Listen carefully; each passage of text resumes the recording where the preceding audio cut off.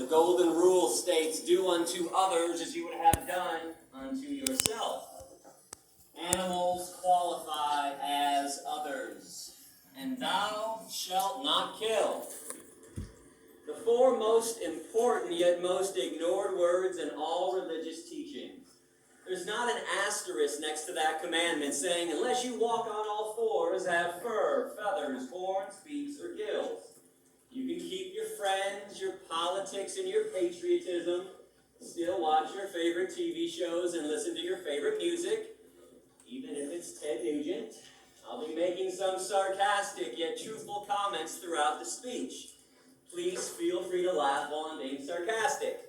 Just don't laugh during the serious parts. Now, I'm going to speak for around 65, maybe 70 minutes, but then we'll do a Q&A session after for about a half an hour, so hold your questions until then. In the meantime, I have some rhetorical questions for you. Is slavery, owner, victim, profit, domination, exclusive to the human race?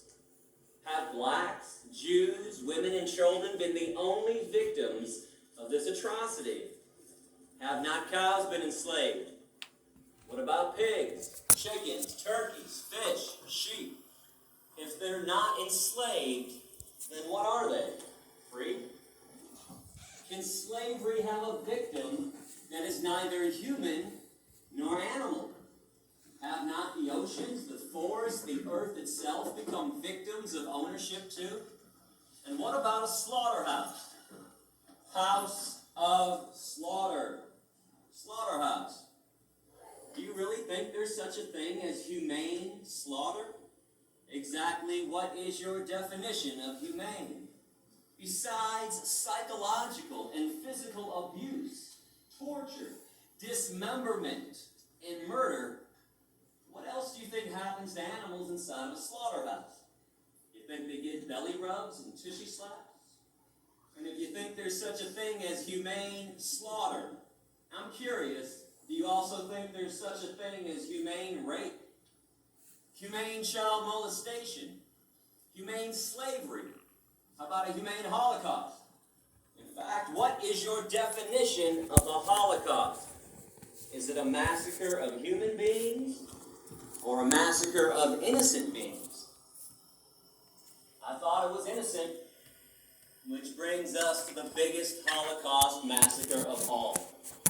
Every year in America, without mercy, we murder 10 billion land animals and 18 billion marine animals. Not for health, survival, sustenance, or self-defense. People eat meat, cheese, milk, and eggs for 4 reasons. Habit, tradition, convenience, taste. I want to define a word that might be new to some people right now, and it's vegan. It's up there on the screen, V-E-G-A-N.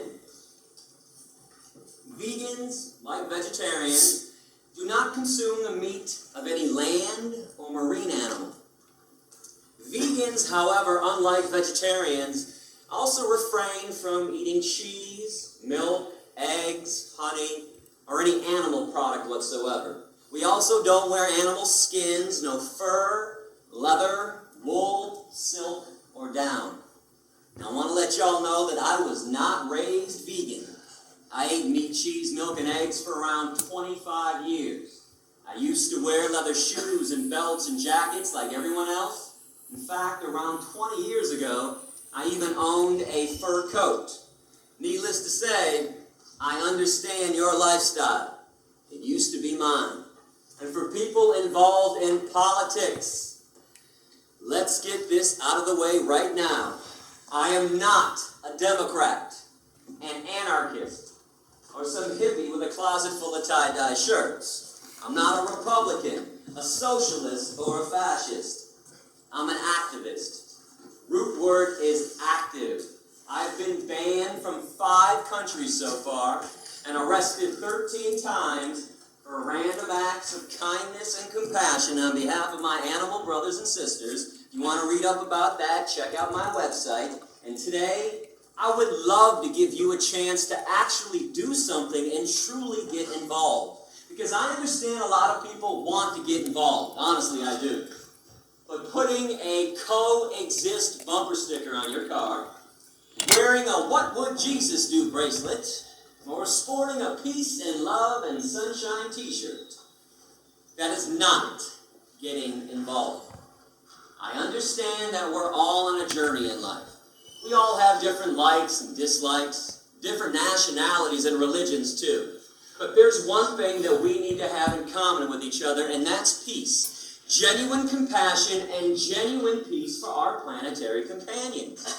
Contrary to political and religious dogma, animals do not belong to us. They are not commodities. They're not property, and they're not inanimate, stupid objects who can't think and feel. That Descartes Cartesian way of looking at animals like they're machines, it is outdated and, quite frankly, 100% insane. Because if we all understand that animals can use their eyes to see, ears to hear, noses to smell, mouths to eat, legs to walk, feathers to fly, fins to swim, genitalia to procreate, bowels to defecate, I'm always perplexed that most people don't believe that they can also use their brains to think, feel, be rational, be aware, and be self-aware. Am I supposed to believe that every body part on an animal functions just like it's supposed to? Except the brain?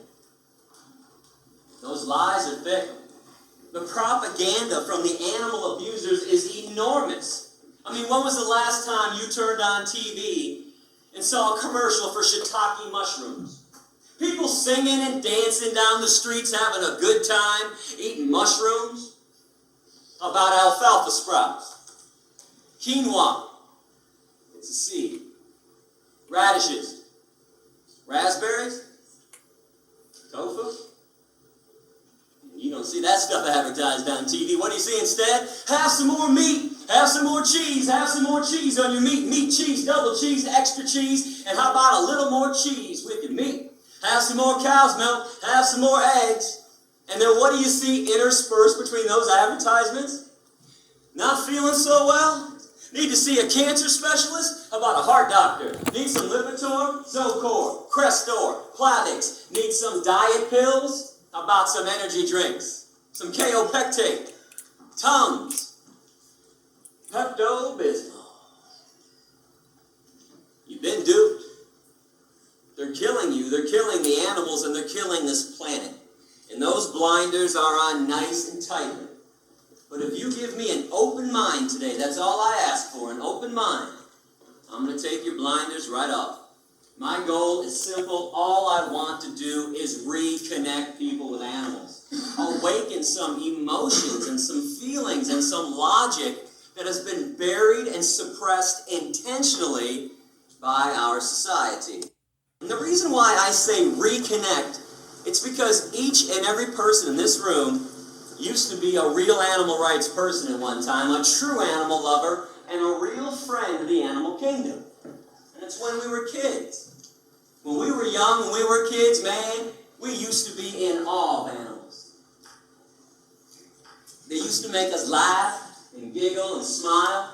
They made us pretty happy. And there was a time in our lives when we would do just about anything in the world to make them happy as well, to protect them from cruelty, or to at least acknowledge the cruelty they were receiving. I mean, if somebody was mean to an animal in front of us when we were little, we would have screamed and cried.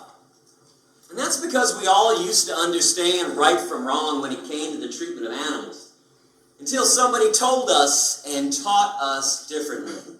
You better believe somebody told us to ignore their suffering, to mock and excuse their pain and their misery, to make fun of their very existence. And this is something I want you to focus on today, tomorrow, and beyond. What in the hell happened along the way? Who taught us to be so mean and nasty and vicious and hateful or indifferent towards animals when they used to be our friends? These are innocent beings who have done nothing wrong to us. Because I'm pretty sure we can all agree in at least one thing right now, that hatred in its purest form is a learned behavior. Racism, sexism, heterosexism, anti-Semitism, misogyny, these are all learned behaviors. When kids are 2, 3, 4 years old playing on a playground, they could care less about the color of their friend's skin or their religious background. I don't think there's any doubt that hatred in its purest form is learned. So speciesism is no different. This could be a new word to a lot of people. It's up here on the screen, right below vegan. It's the word species, with an ism attached to it. And I want to define this word as the unethical, unprincipled point of view that the human species has every right to exploit, enslave, and murder another species. And all because we believe that our species is so more special, so more superior than the other ones. We're the only ones that count, and we're the only ones that matter. Now, correct me if I'm wrong, but that line of thinking, that thought process, that is the basis of all forms of discrimination.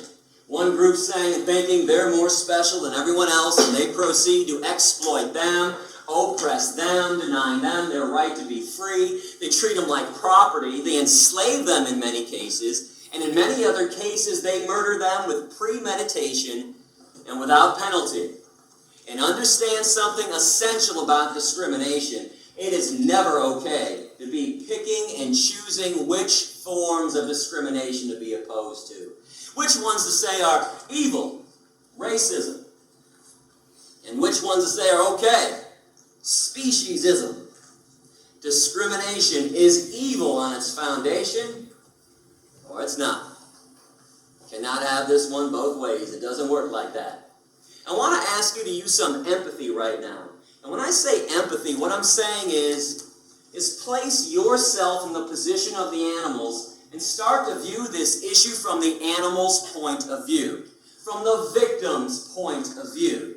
When you examine any form of injustice, whether humans are victims or animals are victims, please remember the victim's point of view. If you are not the victim, don't examine it entirely from your point of view, because when you're not the victim, it becomes pretty easy to rationalize and excuse cruelty, injustice, inequality, slavery, and even murder. But when you're the victim, things look a lot differently from that angle. Now I want to show